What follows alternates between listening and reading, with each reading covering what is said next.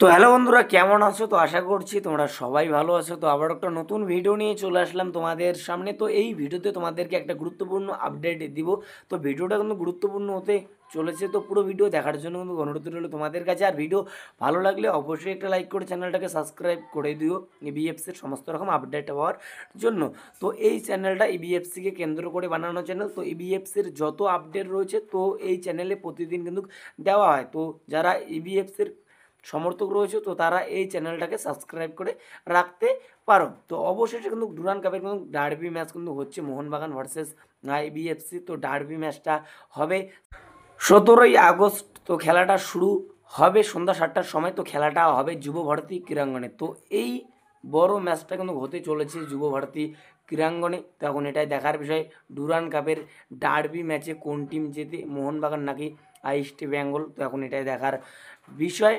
তো তোমরা অবশ্যই ভাই কমেন্ট করে জানাও ডুরান্ড কাপের ডার্বি ম্যাচে কোন টিম জিতবে। তো দেখো মোহনবাগান টিমে কিন্তু ভালো বিদেশি প্লেয়ার রয়েছে, বিএফসি টিমে কিন্তু ভালো কিন্তু বিদেশি প্লেয়ার রয়েছে।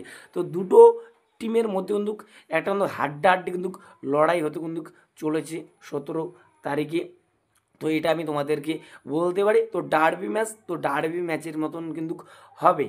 তো অবশ্যই কমেন্ট করে জানাও ডার্বি ম্যাচে কোন টিম জিতবে। তো ডায়মন্ড হারবার এফসির খেলা পড়েছে জামশেদপুর এফসির সঙ্গে। তো সেটা ডায়মন্ড হারবার এফসির কিন্তু অ্যাওয়ে ম্যাচ, তো জামশেদপুর এফসির কিন্তু হোম ম্যাচ। তো এখন এটাই দেখার বিষয়, ডায়মন্ড হারবার এফসি জামশেদপুরের হোম গ্রাউন্ডে গিয়ে জামশেদপুরকে হারাতে পারে নাকি। তো এখন এটাই দেখার বিষয়।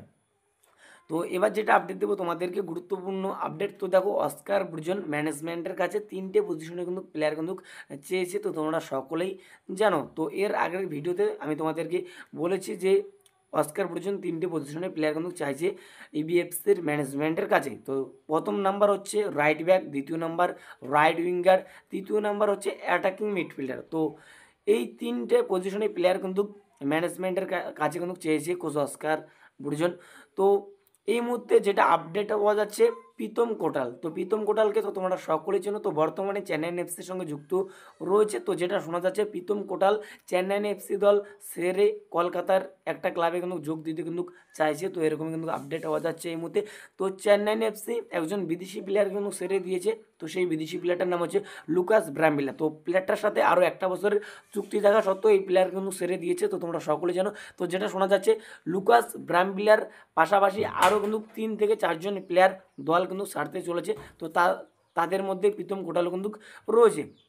তো এই সুযোগে যদি প্রীতম কোটালকে সই করাতে পারে এই বিএফসির ম্যানেজমেন্ট, তাহলে কিন্তু সবথেকে কিন্তু ভালো হবে।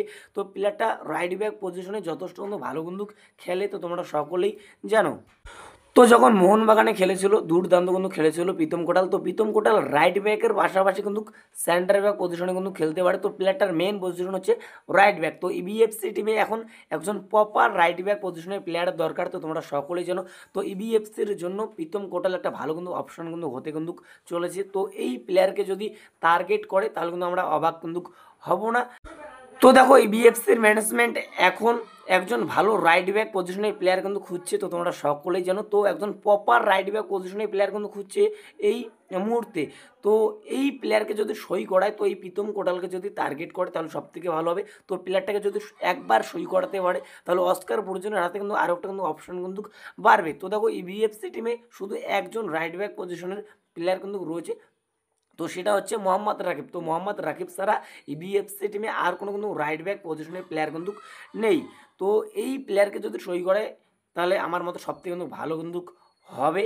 তো ভালো একটা কিন্তু অপশন হতে চলেছে প্রীতম কোটাল। তো যেটা শোনা যাচ্ছে, প্রীতম কোটাল চেন্নাইন এফসি দল সেরে কলকাতার একটা ক্লাবে কিন্তু যোগ দিতে চাইছে। তো এই সুযোগে যদি এই প্লেয়ারকে সই করায় তাহলে সবথেকে ভালো হবে। তো এই ভিডিওতে তোমাদেরকে এতটুকুই বলার ছিল। তো তোমরা অবশ্যই কমেন্ট করে জানো প্রীতম কোটাল যদি ইবিএফসি টিমে আসে তাহলে কীরকম হবে। তো ভিডিওটা যদি তোমাদের ভালো লাগে অবশ্যই একটা লাইক করে চ্যানেলটাকে সাবস্ক্রাইব করে দিও এই বিএফসির সমস্ত রকম আপডেট হওয়ার জন্য। তো দেখা হচ্ছে পরবর্তী ভিডিওতে।